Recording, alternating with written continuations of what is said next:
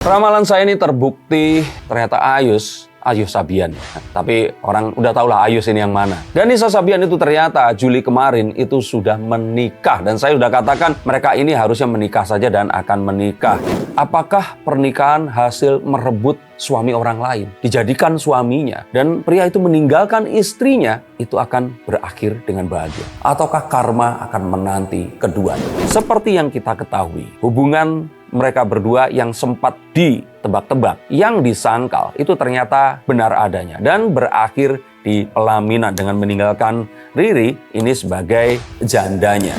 Saya bahkan melihat bahwa job mereka ini kemungkinan besar akan menurun dan menjadi lebih sepi daripada sebelumnya. Karena ya mayoritas pendengarnya ini adalah wanita. Walaupun wanita-wanita ini kebanyakan itu masih Gen Z yang mungkin belum mengalami rumah tangga yang berat. Terus kemudian suaminya ini tadi yang disayangi harus menceraikan dia dan lebih memilih wanita yang lain. Nah, maka saya boleh katakan di sini bahwa ini menjadi sepenuhnya. Terserah kalian mau ada di pihak mana. Dan saya melihat bahwa ini akan jadi sesuatu yang terus tersimpan. 3-5 tahun, saya katakan. Sejak tahun 2022, sejak saya ramalkan itu, hal ini akan terus mengganggu dan akan menjadi kembali lagi kepada mereka berdua. Dan tampil di TV, ini akan pasti agak sulit dan butuh kesabaran karena masyarakat ini pasti banyaknya ini sudah antipati. Karena kebanyakan ini para wanita, maka ini akan sulit. Kecuali kalau pangsa pasarnya ini kebanyakan pria, mungkin akan lebih pemaaf.